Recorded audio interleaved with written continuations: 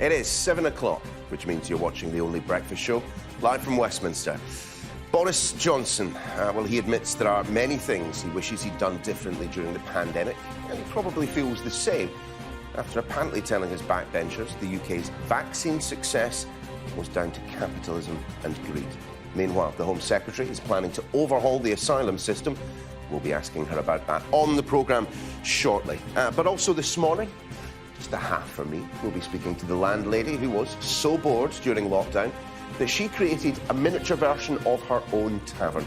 Join us in her pint-sized pub at 10 to 9. But also this morning, the pen is mightier than the tablets. We'll speak to the lover of letters who got herself 88 pandemic pen pals from all around the world. That's coming your way at 9:45 on this Wednesday, the 24th of March.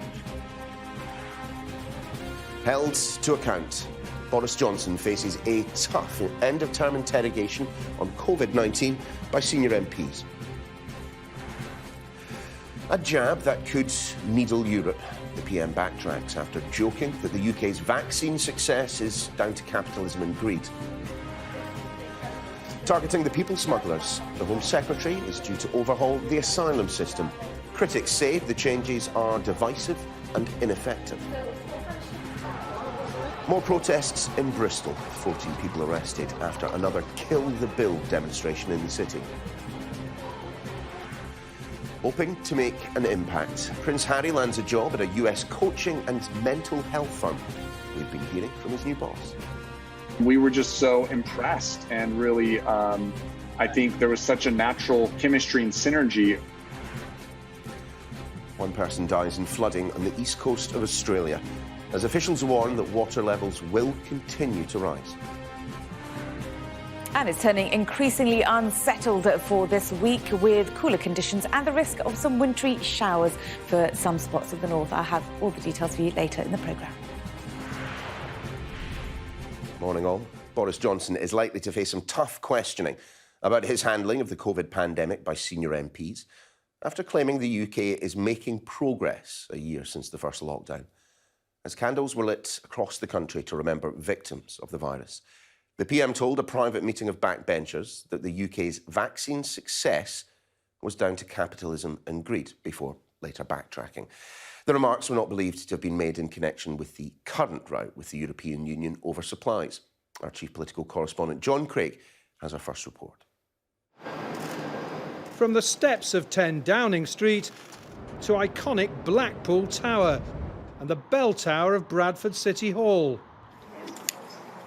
And from the market town of Caldicot in Monmouthshire to the village of Dormansland in Surrey, the nation rounded off the anniversary of the first lockdown with light shows and candles for those who died in the past year. Those attending this vigil included a woman who lost her husband to cancer during the pandemic. I know a handful of people who are in our situation, so they've either lost someone or they're preparing for loss. So tonight wasn't just about my family, but everyone in this village and, globally that have lost someone. After observing a minute's silence, Boris Johnson, who almost died from COVID last year, spoke of his own emotions. I certainly think that this is something that we will all remember and be dealing with in different ways certainly in my case, for as long as I live. It's been an extraordinary moment in our history, and a deeply difficult and distressing period. Today in the Commons, as well as the last Prime Minister's questions for 3 weeks, Mr Johnson faces a potentially tough interrogation on COVID by the Liaison Committee, made up of senior MPs who chair all party select committees. Labour says Mr Johnson must be held to account over his handling of the pandemic.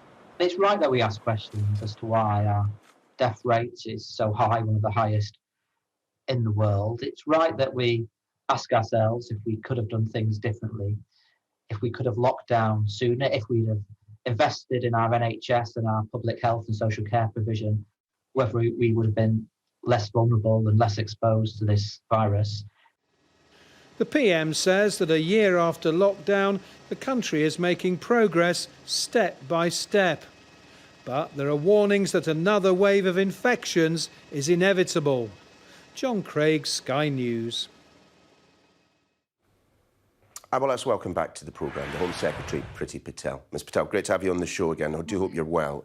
Lots, of course, to talk about in terms of the changes to immigration and asylum. But I wonder if we can start, though, with COVID-19 and the vaccines. Those comments that the Prime Minister made to Conservative MPs last night, when he said that the UK's vaccine success was due to capitalism and greed, what did he mean? Well, look, I actually wasn't in the meeting, so I didn't hear those remarks. But I think, first of all, Prime Minister always acknowledges the strong success that we've had in terms of the vaccine, not just the rollout, which is incredible, but also our ability as a country to develop the vaccine, the role that pharmaceutical companies and science and technology has played in that. And actually, I think that speaks to a great strength that we have as a country. And linked to that, of course, look at our contributions to COVAX, the international scheme to get vaccine supplies elsewhere, and demonstrate that we are very strong force for good internationally when it comes to vaccine science and pharmaceutical development.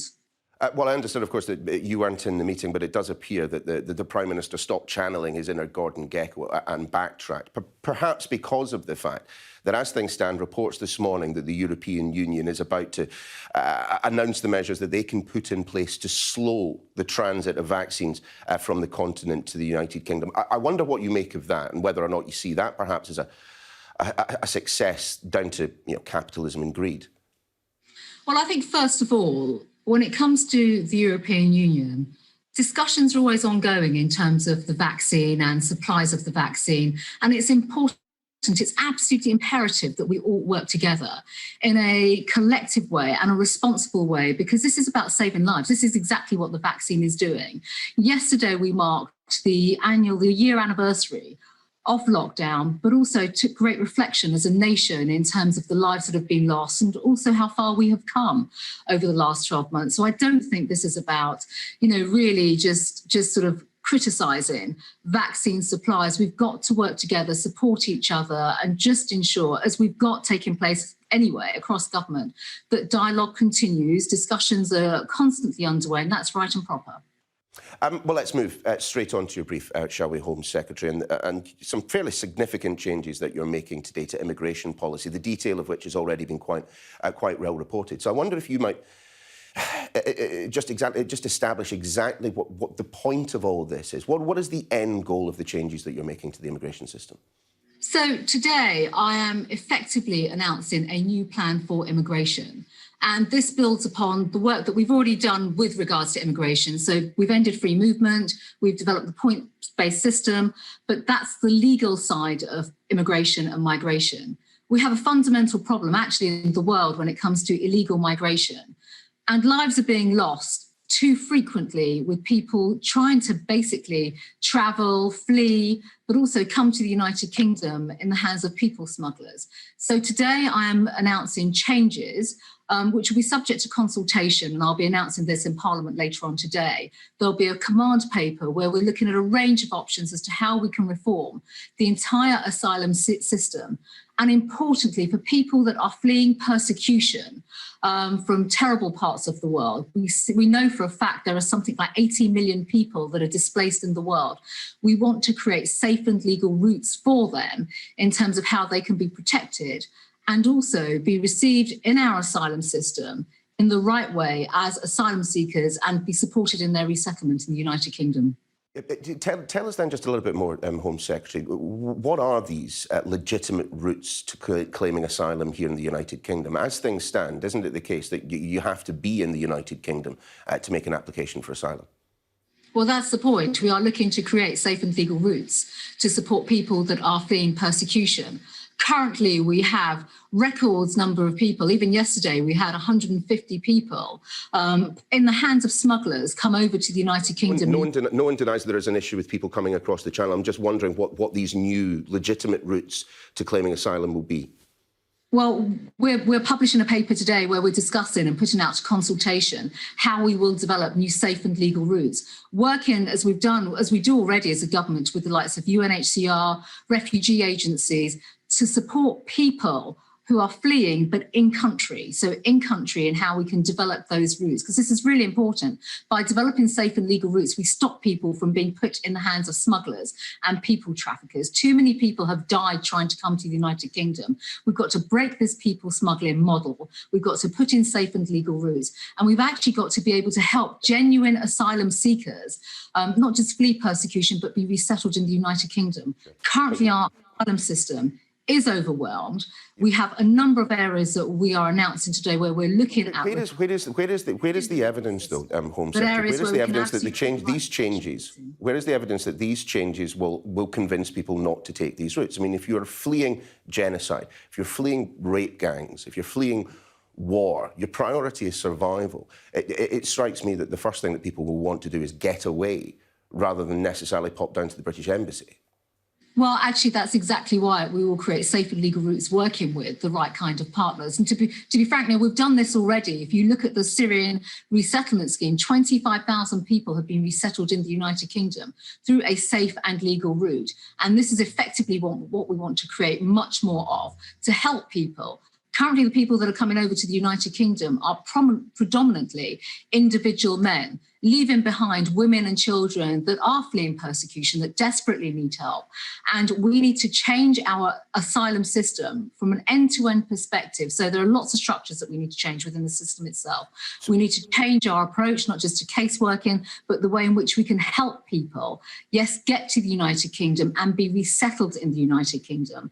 And currently, we simply do not have an effective system that is doing that, because our system is being gained by people, smugglers and facilitators. And this is what we're seeing on a day-to-day basis. Nearly 60% of what we have in our asylum system right now, people there have come to the United Kingdom through illegal routes, put in their own. We've made that point. We've made that point, Home Secretary. I just want to know what happens, though. The biggest problem appears to be people on the other side of the channel coming to the United Kingdom and claiming asylum. Under the new system that you're proposing, if people cross the channel illegally, claim asylum and have that asylum claim fail, what happens to them?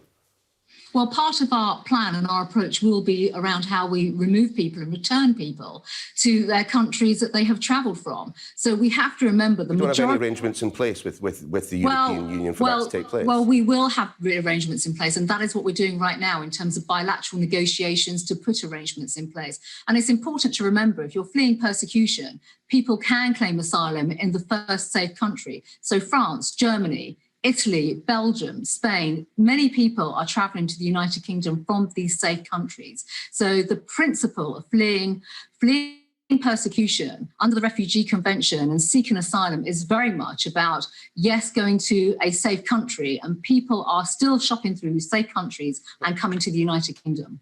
But all of this rests on those bilateral agreements, doesn't it? If Germany says no, if France says no, if any of those countries say no, then we will, in this essence, have a situation in which people are, indefinitely detained in the United Kingdom? Well, it's not just about European Union countries, and I think it's important. You've already heard me say, Neil. It's quite a lot about European countries, though, isn't it? People who are displaced around the world right now. EU countries also have a moral duty and a responsibility to be part of this solution. And today I'll be at the G6 talking about this very issue and making the case for reform of asylum, and absolutely sticking to the principle of claiming asylum in the first safe country, because currently that is not taking place. We all have a moral duty and responsibility to save lives and stop people smuggling. And this is a collective endeavour where we must all step up.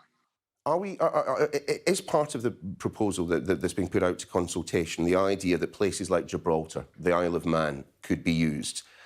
Can you reject that speculation? I mean, certainly it was rejected by the authorities in Gibraltar. Well, first of all the time people are being trafficked and smuggled through illegal routes. We as a government have a duty and a responsibility to consider all options, and that is the purpose of our consultation.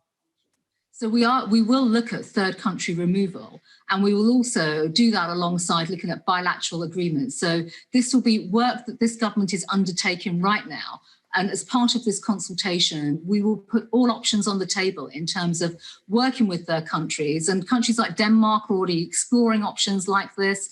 And we will continue to explore bilaterally options in terms of returning and removing people that have come to the United Kingdom illegally.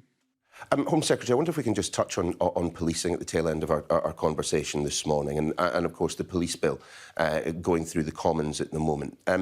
That which we saw in Bristol at the weekend, what could the police have done in Bristol at the weekend under the proposed legislation that they can't currently do? Well, first of all, in terms of the changes, and obviously this is subject to parliamentary procedure in the Commons and committee stages with the bill itself, this is very much about changes to static protests.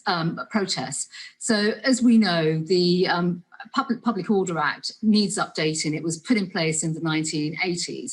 But we're seeing new tactics being used by static protesters. So we've seen individuals such as, and organisations like XR, glue themselves to buildings, cause a great deal of public disruption, stop ambulances from getting out to emergency calls. And the powers... But events like the one we saw in Bristol at the weekend could be policed in the way under the legislation that we currently have, though. Absolutely not. And this is the point. The police do not have the powers to remove individuals that are causing a disruption and also threat to life. We saw last year and the year before last as well, through the protest that took place, threats to life. I saw it myself with dangerous situations with particular protesters rigging themselves up to vehicles and to fuel tanks and putting the lives of other people at risk, alongside stopping... Why is that not just a bog standard public order offence? Sorry, Neil, Sorry for interrupting, because we're just about to run out, but I'm just wondering, the stuff that you're describing, why is that not just a bog standard public order offence? Because these are new tactics that protesters are using, and they're dangerous tactics. So these are tactics that we have to consider as part of the bill. We're working with the police on this as well. And we work with the police every time there are protests where there are issues that we can learn from. And there are currently gaps in the legislation. As I said, the legislation itself is outdated. It's from the 1980s. Priti Patel, great to have you on the show this morning. Thanks for being with us. Sky's Joe Pike was lurking in the wings listening to that chat with the Home Secretary. Morning, Joe.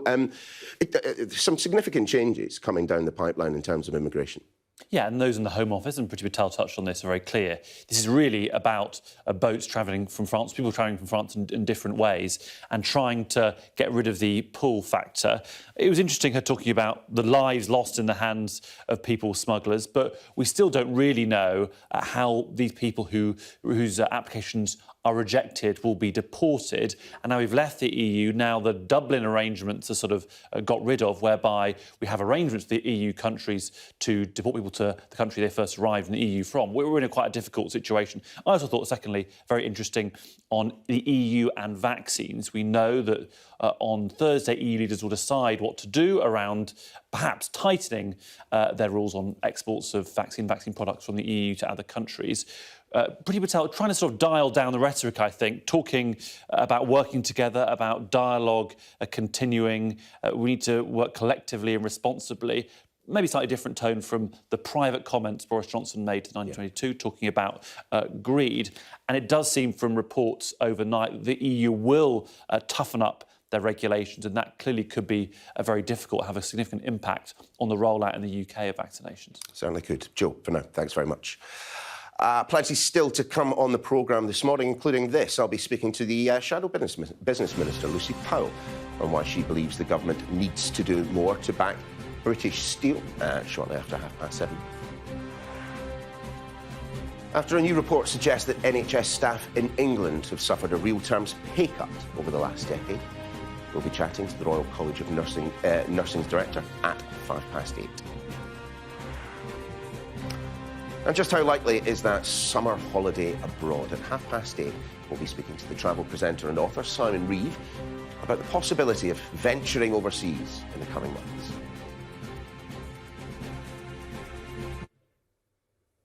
Well, let's turn to California now, where Prince Harry has taken on a job.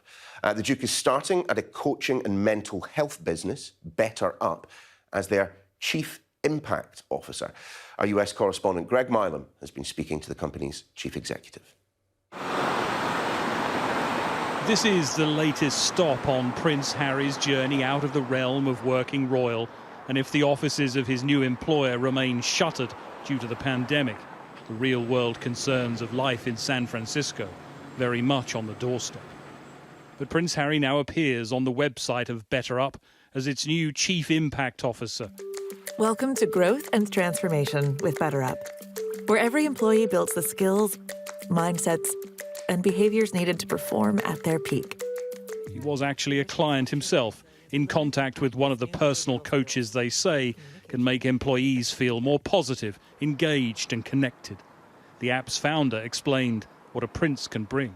We were just so impressed, and really, I think there was such a natural chemistry and synergy around the insights and the contributions he can make creativity to BetterUp and ensuring that we achieve our mission. So what is a Chief Impact Officer? Bigger than commercial success, this is about global impact. And so as we crafted the role together, again, those 4 buckets of opportunities, we came to the title of Chief Impact Officer, really denoting that he's focused on our mission and he's focused on ensuring that we're doing everything we can to achieve our mission on a bigger and larger and grander scale to impact the lives of more people. They haven't disclosed how much the Duke will earn or what the terms of his contract will be, but then, as he's a private citizen now, why would they? They have said this isn't just a celebrity joining the board of directors. He's coming as an executive who will work, attending meetings and company events. He has said he wants to help have an impact on people's lives. Whatever, when the Duke does come here for meetings, there'll be a warm welcome. We're open, to everybody kind of coming to the city and, having their hand in making it better if that happens. He's sensational. We're lucky to have him. That's how I feel. I think that's how a lot of us feel. I read that this morning, hearing that he was going into with mental health, right? So hearing that is also really great. Considering his wife's situation, I think that's a really great step forward. For many Americans, that interview not only generated headlines, it introduced them to the Sussex brand and brought a hefty amount of sympathy and support. A new job, another sign they are well and truly now a fixture of American life. Greg Milam, Sky News, San Francisco. Well, let's take a look at some of the other stories making the news this morning. And President Biden has called for a ban on assault weapons and high-capacity magazines following a mass shooting in Colorado on Tuesday. Police have charged a 21-year-old man with 10 counts of murder. Last week, another 21-year-old was charged with shooting 8 people dead at massage parlours in Georgia. Joe Biden urged Congress to swiftly pass gun control laws. I don't need to wait another minute, let alone an hour, to take common sense steps that will save the lives in the future, and to urge my colleagues in the House and Senate to act. We can ban assault weapons and high-capacity magazines in this country once again. This is not and should not be a partisan issue. This is an American issue. It will save lives, American lives, and we have to act. Shame on you! Shame on you! Shame on you! 14 people have been arrested in Bristol following a protest against a new bill which gives the police new powers to tackle demonstrations. Specialist officers were called to move around 130 people who gathered in College Green. All this 3 days after another violent protest in the city left 21 police officers injured. A large shipping container has blocked Egypt's Suez Canal, causing a traffic jam of ships. Around 15 are said to be stuck behind the ship, called Evergreen, pictured here, with several tugboats being deployed to help move the 400-metre-long vessel. The Suez Canal, of course, is one of the world's busiest waterways, with about 12% of the world's trade passing through it. A woman has been killed in Sydney after floodwater trapped her in her car. She is the first fatality of the Australian East Coast floods, with the Prime Minister Scott Morrison calling it a terribly sad day. Parts of New South Wales have been hit by the worst floods seen there in more than 50 years. And while the rain has eased, authorities are warning that the river levels are continuing to rise. David Richardson reports now from Sydney. Back inside their flood-devastated home for the first time. It's a heartbreaking moment for this young couple. This is their first home. That's the hardest part. Like, it's not even like the money. It's like the beautiful gardens that we've made and all the effort we've made to fix up the backyard. And it's just wiped away in a day. Yeah. Blake and Mel moved here 18 months ago. When they left last night, they thought the worst was over. They were wrong. The damage is worse than they ever imagined. Be a lot of clean-up, and then we'll figure out whether we want to live here for much longer or what we do. So yeah, it's definitely made us question the choice to live here. The sun might now be shining for the first time in 10 days, but the unthinkable has happened. The water levels have risen yet again. British landscaper Paul Luckman's house is now under real threat. Like every flood-damaged house in this street, he's not covered by insurance. It would cost up to £20,000 a year to insure against flood, and these people just can't afford it. It's heartbreaking, mate. Yeah, well, it is when you work all year and you put a few pennies away and now you spend it to fix your house. Scenes like this are being repeated right across New South Wales today as people return to their homes for the first time to survey the damage. They all believed the same thing, that the worst was finally over. They now all know the same thing, the horrible reality. Another horrible reality, communities isolated by floodwaters, low on crucial supplies. Hundreds of tons of staples and fresh water loaded onto a flotilla of emergency boats and transported to villages, literally without a thing.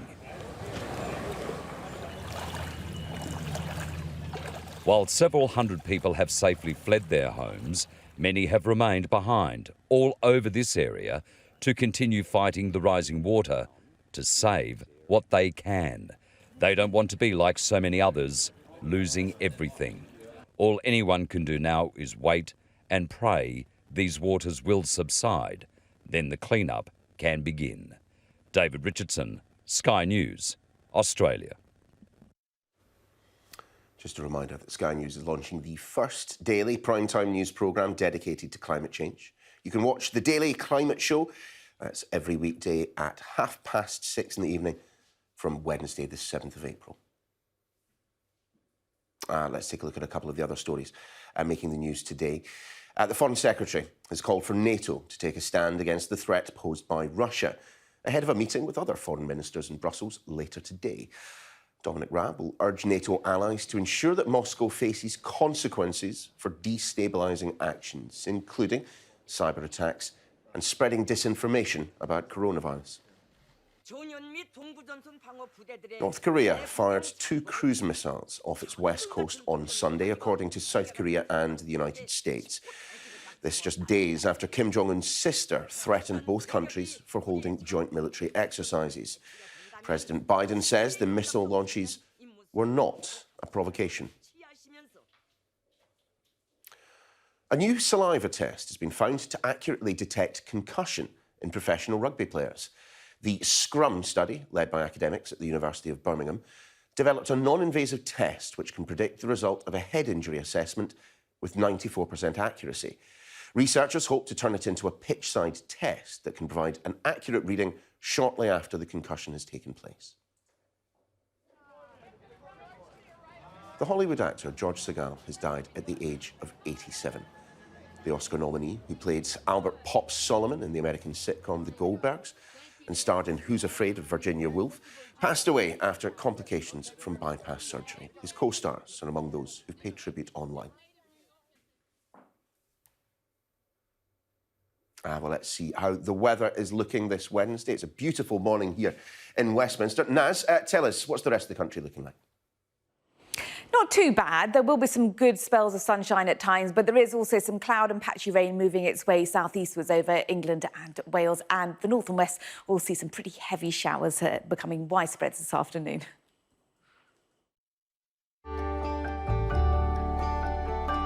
Look forward to brighter skies. The weather, sponsored by Qatar Airways.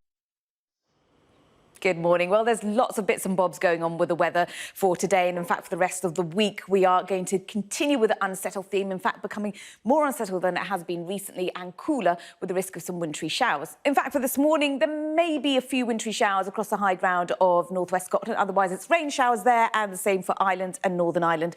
But most of these areas across Ireland, Northern Ireland, Scotland will be mainly dry and sunny, the same too across the north and west of England and Wales. Further south and east of England and Wales, there's lots of clouds and mist and murk across the eastern areas. Patchy light rain and drizzle also moving its way south and eastwards. So for much of the day, the south and east will be quite cloudier for this afternoon. The rest of England and Wales becoming brighter. Widespread heavy showers though for Ireland, Northern Ireland and Scotland, some heavy. The weather, sponsored by Qatar Airways. Naz, thank you. Still to come on Breakfast this morning, we'll be talking to a human rights barrister about the government's plans to overhaul the UK's immigration system. That's coming soon.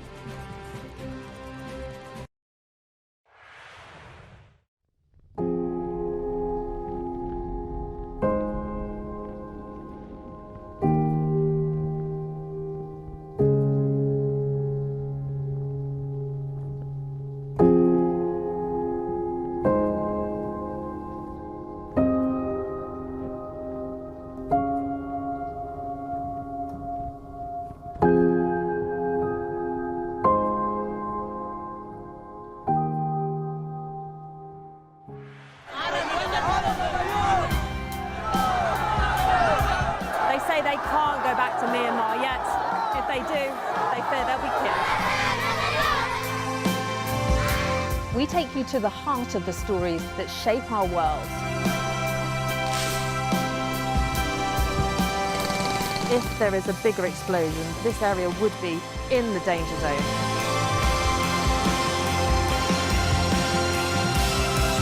These traffic jams snake for hours up and down this hillside. It means precious aid can't access those in need. You can see the depth of the water. If you have a look in front of us, there are people wading through it. I think experiencing the 2 million person march in Hong Kong, that was a moment. I don't like the Chinese government. It's cruel. It was real people power in action. Police have been firing tear gas and rubber bullets. See fires all around us here, and just one of them is the size of around 31,000 football pitches. Siobhan Robbins, Sky News, Bangkok.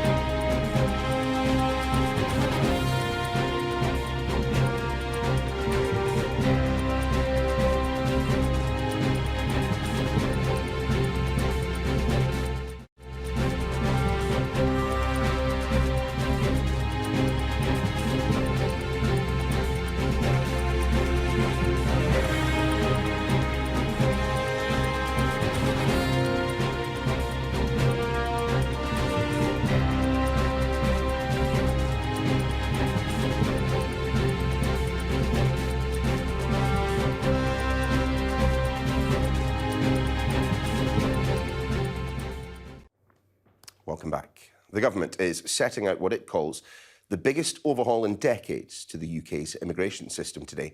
The Home Secretary says it will tackle the people smugglers who endanger life by facilitating illegal entry to the UK. Well, just a little earlier on the programme, Priti Patel told us it was the responsibility of all European countries to tackle the problem. Well, it's not just about European Union countries, and I think it's important. You've already heard me say, Neil, 80 million people who are displaced around the world right now. EU countries also have a moral duty and a responsibility to be part of this solution. And today I'll be at the G6 talking about this very issue and making the case for reform of asylum and absolutely sticking to the principle of claiming asylum in the first safe country, because currently that is not taking place. We all have a moral duty and responsibility to save lives and stop people smuggling, and this is a collective endeavour where we must all step up. Joining us now, Sangeeta Iyengar, a human rights barrister at Goldsmiths Chambers. Sangeeta, great to see you this morning. On the basis of that which we have heard from the Home Secretary, what has been published in the papers, what do you make of this, admittedly, fairly significant overhaul of the immigration system? Well, Neil, as a barrister, I'm concerned by the catalogue of legal errors that underpin this proposal. What's being suggested is that asylum seekers should be judged for international protection, not based on need, but on their mode of transport to the UK, which shows either a total misunderstanding of the law or is seeking to misrepresent the UK's legal obligations. So taking just 3 of the suggestions that the Home Secretary suggested this morning and looking at them dispassionately through the lens of the law and firm facts and figures, this notion of so-called illegal immigration, which is really the central kernel that justifies the entire plan, simply doesn't exist in law. It is simply not correct. It's a dangerous lie. All routes to enter the UK to claim asylum are lawful and legitimate. And there is nothing that allows countries like the UK, a signatory to the Refugee Convention, to criminalise arrivals by boat or to disqualify an asylum claim on that basis. The opposite is true. We have a legal obligation to fully, fairly and properly assess all claims based on need for asylum. And it's concerning that the Home Office would repeatedly abuse this term illegal, a dangerous lie to spin and propagate, especially from the corridors of power. It is, though, a phrase which Home Secretaries have repeated over the years, that you can claim asylum in the first safe country that you come to. There are concerns shared by the Home Secretary herself this morning about the system being overwhelmed by applicants for asylum. I mean, taking those 2 points together, do you at least understand why the Home Secretary feels that there is a need to try and do something? If other European countries are unwilling to take these individuals, then why should the United Kingdom? Seems to go the logic. Well, again, this idea of safe countries, an asylum seeker who moves on is not breaking the law by doing so, and it doesn't disqualify them from refugee status. It's long been recognised that there are many lawful, logical and legitimate reasons why an asylum seeker would seek to come to the UK, and it's not the responsibility of a Home Secretary to prejudge and to limit and predetermine asylum claims. But looking at actually what the state of affairs is, asylum claims are at a historic low. Number of people who claimed asylum last year was half the annual number in 2002. So if the numbers are low, why are we changing the entire system? What's actually skyrocketed is the time that asylum seekers have to wait for a decision from the Home Office. So over 50,000 people have had to wait for over 6 months for a decision on their asylum claim. There's nothing in the asylum process slowing that down. That's purely the Home Office causing delay. What's proposed in this new plan is nothing that will actually improve the efficiency of the asylum process. It's unworkable and unlawful, and it's attempting to undo the Refugee Convention, which on this 2021 is the 70th anniversary of the UK becoming a signatory to. It's appalling, really. Sangeeta Iyengar, great to have you on the show this morning. I'm afraid we have to leave it there, but thanks for being with us. Thank you.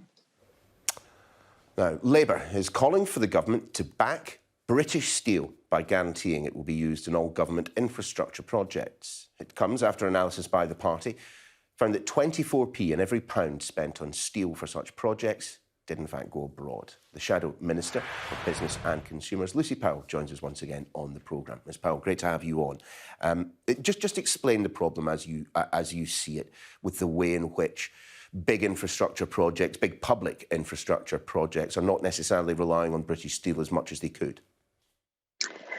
Well, it is a big problem because UK domestic steel production is vital, not just for the thousands of jobs that it supports, important, well-paid, decent jobs.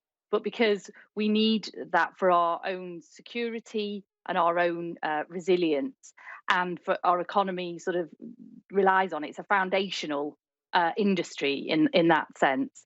And over the last few years, as we're seeing at the moment with Liberty Steel as well, UK Steel really has had lots of ups and downs, really, and it needs that long-term security of knowing that these big infrastructure projects like HS2, like nuclear power, like offshore wind and so on, which is the British government paying those contracts, that it will have a long-term future with those contracts coming to UK Steel. So we're calling on the government to have a Buy British guarantee underpinning the contracts for these big infrastructure projects. And we think that will bring around £4.4 billion to the UK economy and protect and create around 50,000 jobs over the next few years.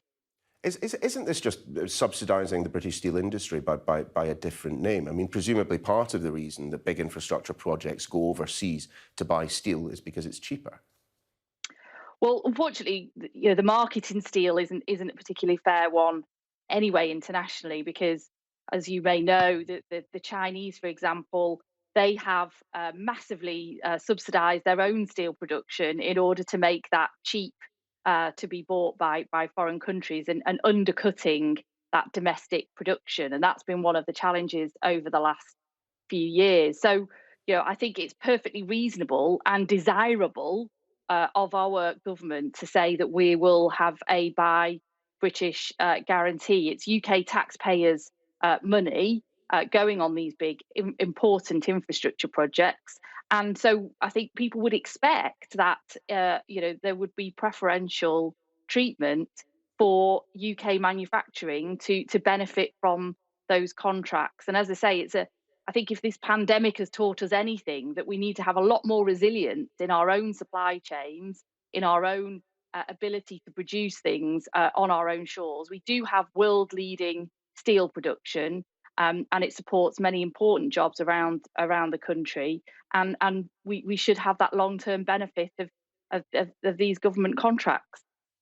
Ms Powell, I wonder, whilst we have you, the Prime Minister, speaking to Conservative MPs last night, suggested that our success in terms of vaccination was down to capitalism and greed. What did you make of that? Well, it's just not my perception at all. And I think the mask has slipped, really, from the Prime Minister there.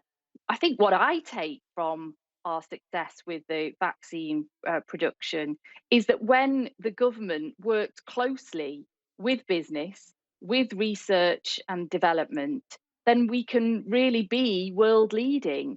It's not a case of just leave it to the market at all. It was government money working with world leading science and research that funded the research for the Oxford AstraZeneca vaccine in the first place. It was then government contracts that then secured the production of those vaccines. And it was that partnership approach where the government takes the risk with the initial contract and with the initial research, and then business doing what it does best, which is being able to produce and distribute the vaccine once it's made. So I have a very, very different view about what has led to that. Lucy Powell, great to have you on the programme this morning. Thanks for being with us. Thanks. Thank you. Now, a large shipping container has blocked Egypt's Suez Canal, causing a traffic jam of ships. Around 15 of them are said to be stuck behind the 400-metre-long ship, with several tugboats being deployed to help move the vessel. Let's speak to our Middle East correspondent, Mark Stone. Morning, Mark. I mean, the pictures of this are quite remarkable. Do we understand exactly what happened here? It looks like the poorest three-point ton I've ever seen.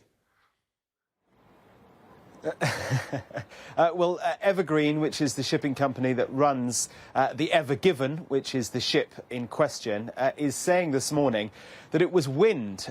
They say that wind pushed the vessel off course and then carried it and pushed it to its side, as you can see where it is placed now, literally blocking the canal. Now, that may seem far-fetched. I'm not a shipping expert, but certainly these ships are very, very large. They're very, very tall. This was a container ship.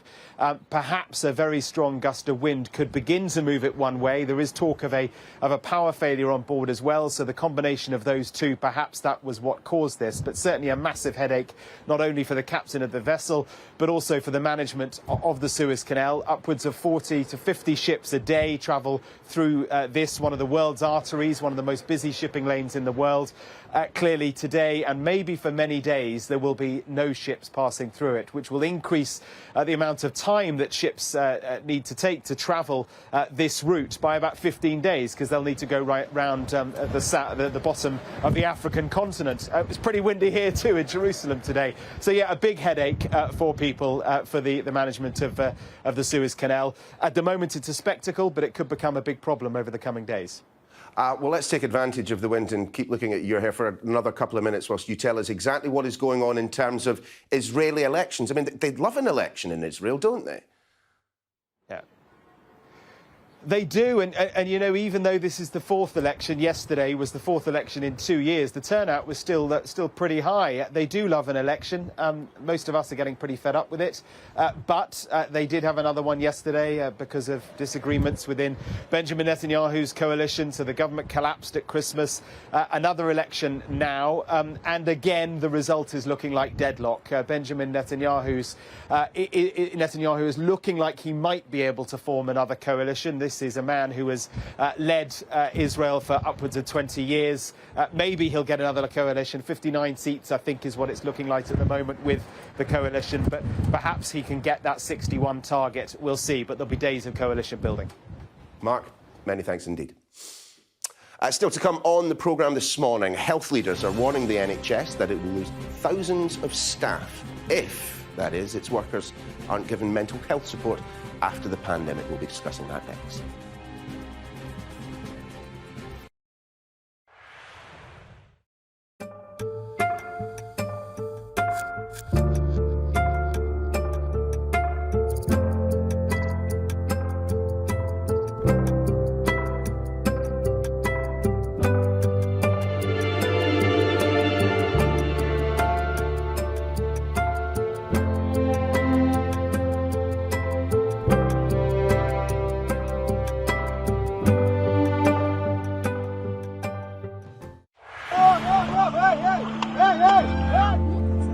Only about half a mile from the Turkish coast, and it's evident that the boat seriously overcrowded. This is one of the most severe viruses in the world. I'm Alex Crawford and I'm Sky's special correspondent based in Istanbul. This is going to be the biggest party Tripoli has ever seen. That's it got us then. There's a lot of action going on, a lot of still. We aim to be the best and the most trusted place in news. Clearly not had very much to eat at all, a lot of them extremely thin and very frail. Her arms, look at her arms. I can put my entire hand round. This is the cocktail of drugs which the doctors at this hospital have been giving their coronavirus patients, made for people who want clarity in an uncertain world. Once it takes a hold, it's very, very difficult for these firefighters to get a grip of it and get on top of it and put it out. The world's largest falls now down to a trickle in places. I can't imagine how much plastic is lying at the bottom of this huge lake. Whoa! Getting up close and personal with a rhino. This is what makes the job so fantastic.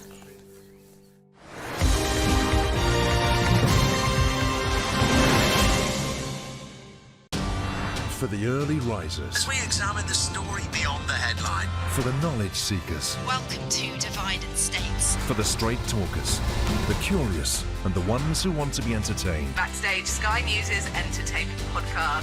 For wherever you are. Welcome to Sophie Ridge on Sunday podcast. For the ones who want to know more. Welcome to the All Out Politics podcast. For the listeners. From Sky News Storycast. Sky News Podcasts. Listen and subscribe for free. Did you know that if we all work together, we can really make a difference to the air pollution around our schools? Yeah, we should really do that. Today, cloud and some patchy rain or showers will spread southeastwards across England and Wales, and it'll become dry and sunny from the north as it does. But southern coastal counties of England will probably remain cloudy all day. Meanwhile, Ireland, Northern Ireland and Scotland will be sunny too, but with blustery and at times heavy showers, with the risk of some wintry outbreaks over the high ground of Scotland. So, in regards to the air pollution levels on a scale of 1 to 10, with 10 being very high, most places will continue to see low levels of 1 to 3. However, there may be some moderate levels around coastal areas of the northwest of Scotland, where winds will be strong again. The Air Quality Report, sponsored by Philips Air Purifiers. Health leaders are warning that the NHS will lose thousands of staff if, that is, its workers aren't given mental health support after the pandemic. The NHS Confederation, which represents NHS organisations, warns that there's a significant number of staff with anxiety and depression. A small minority even have PTSD. Well, joining us now to discuss this, Professor Rupert Pearce, himself a consultant in intensive care medicine at a London hospital. Professor, always good to see you. Thanks very much for joining us on the show once again. I suppose before we deal with this in the macro, let's talk about your own experiences. I mean, how has it been for you working full tilt day after day after day in some of the most challenging circumstances of your career, I imagine? Well, I mean, it's been a very, very long year. It's been very tiring at times. And on top of the hard work, there have been periods of intense worry when we haven't been sure whether we have enough hospital beds and other ICU beds for the patients coming into hospital, and that we wouldn't be able to deliver the quality of care that we normally defend so highly in the NHS. So a lot of hard work and a lot of worry and anxiety throughout the last 12 months. I mean, even before the pandemic, were there mental health resources that you and your colleagues could call upon? Working in the healthcare system outside of a pandemic is a stressful job, I presume. There has been in the past some recognition that healthcare workers have a particular exposure to mental health problems and often present very late for mental health support for various different reasons, and doctors are particularly known to be bad for that.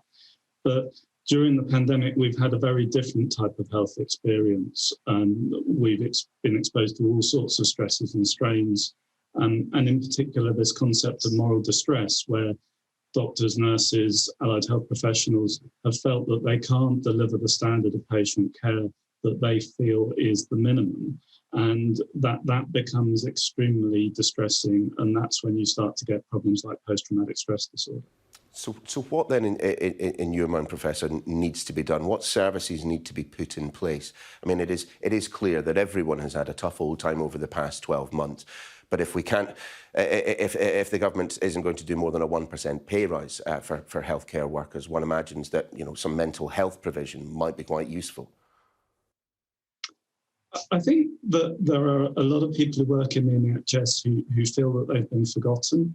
Now, whether that is or isn't the case, they feel that way, and that certainly contributes to the way that their mental health problems play out. And that's definitely the case with a lot of nurses who when you listen to things like the debate about the pay rise, it just plays into that sense that nobody quite realises what they've been through. And, to some extent, we don't want other people to have had the experience that we've had. We don't want the wider public to know firsthand how hard it's been, because we want as few people to have that experience as possible. But it leaves you in a situation where the only people who truly understand how hard it's been are other NHS staff that they've worked with. And that can be very, very difficult. So we need to look after each other as NHS staff. but we also need access to the kind of mental health support, talking therapies in particular, that can help staff to start to analyse what they've been through and think about how they handle that. I think some work is being done. The biggest worry I have is the time staff need to decompress following the experience we've had, because we know that there are a whole load of patients who haven't had the usual healthcare that they need this past year. There's patients who haven't had their cancer treatments, their cardiac treatments, and so on. And we don't want those patients to be lost either. So we know that we've got to swing into a whole new stream of delivering usual healthcare at the same time as remaining ready for a further pandemic response, because we cannot fail to be prepared, even if it's unlikely that we see a big third wave. And all of that work at the same time as making time to deliver mental health is very challenging. I'm so sorry to have interrupted you there, Professor, but we are out of time. Great to see you this morning, and I hope you managed to get a little bit of a break sometime in the not too distant.